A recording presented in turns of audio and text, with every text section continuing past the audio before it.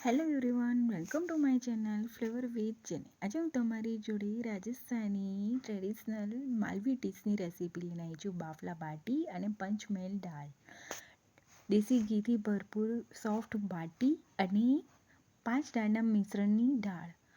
બહુ fine recipe છે, છેલ્લે સુધી જોજો. તેના માટે એક વાસણમાં મેં 1 કપ ગરમ પાણી લીધું હતું. આખી ધાણી વાટેલી 1 ચમચી, 2 ચમચી તલ, રેડ ચીલી ફ્લેક્સ, હાથથી ક્રશ કરેલો અજમો અડધી ચમચી, 1 ચમચી જીરું. રેડ ચીલી ફ્લેક્સ ઓપ્શનલ છે.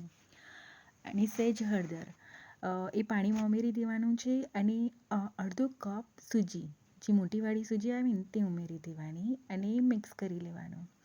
અને આ સૂજીની થોડીક વાર રહેવા દેવાની. પાણી ઠંડુ થાય ત્યાં સુધી રહેવા દેવાની, એટલે સૂજી સહેજ ફૂલી જશે. ઠંડુ થઈ જાય 5-7 મિનિટ પછી 1.5 કપ ઘઉંનો ઝીણો લોટ, 1 ચમચી મીઠું, 1/4 ટીસ્પૂન ખાવાનો સોડા અને 2 ચમચી ઘી ઉમેરવાનું છે. અને મિક્સ કરી લેવાનું અને લોટ બાંધી લેવાનો. એક્ઝેક્ટ માપ છે 1 કપ, આમાં બીજું પાણી નહીં ઉમેરવું પડે. અને લોટ બાંધી લેવાનો. લોટ બંધાઈ જાય પછી આ લોટને તેલ લગાડીને રેસ્ટ આપી દેવાનું. તેલ લગાવીને રેસ્ટ આપી દેવાનું. સૂજી છે એટલે રેસ્ટ આપવું પડશે. 20-25 મિનિટ માટે મેં રહેવા દીધું તો આ લોટને. પછી મસળી લીધું સરસ રીતે અને મોટા મોટા ગુલ્લા કરી લીધા. આવી રીતના આટલા મોટા મેં ગુલ્લા કરી લીધા. અને પછી તેને વણી લેવાનું. કોરો લોટ લગાડીને વણી લેવાનું. બહુ જાડી નહીં, બહુ પતલું નહીં, એવું વણી લેવાનું. વચ્ચે ઘી લગાવી લેવાનું. આવી રીતે બ્રશથી ઘી લગાડી અને કોરો લોટ સ્પ્રિંકલ કરી દેવાનો. અને ટાઈટ આવી રીતે એકદમ ટાઈટ રોલ વાળી લેવાનો. આવી રીતે કરશો ને ઘી લગાડીને એકદમ સોફ્ટ અને મસ્ત બાટી થાય છે. મેં ફર્સ્ટ ટાઈમ કરી તો પણ બહુ ફાઇન થઈ હતી. હવે આવી રીતે વણી રોલ વાળી વચ્ચેથી કટ કરી 2 બાફલા થશે આના.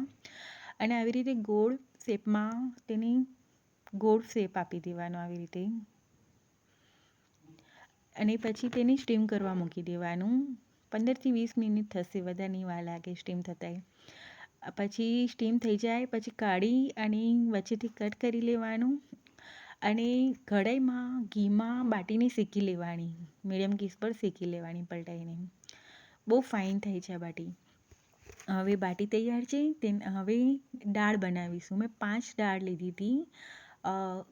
મગની ફૂતરાવાળી, ફૂતરા વગરની, તુવેરની દાળ, મૈસૂરની દાળ અને અડદની દાળ અડધી વાટકી લઈ લીધી.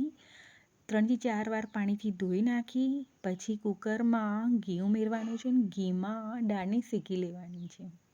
સાંતળી લેવાની 2 મિનિટ માટે.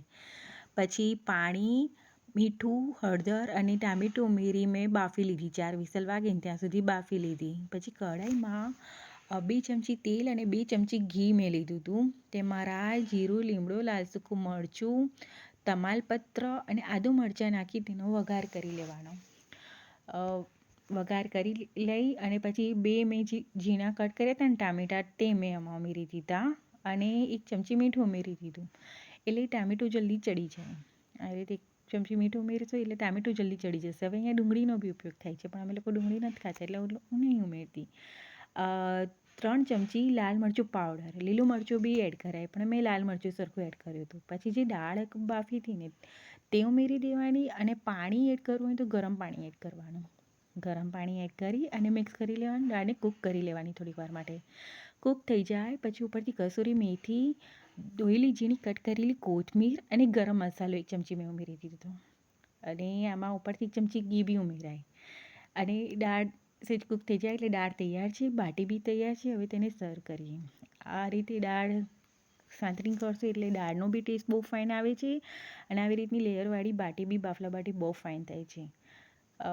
બહુ ફાઇન થયું છે આ દાળ બાટી. તો રેડી છે દાળ બાટી. કેવી લાગી આ રેસીપી? ગમે તો લાઈક સબસ્ક્રાઈબ કરવાનું ના ભૂલતા. Thank you for watching. મળીએ નેક્સ્ટ વિડીયોમાં.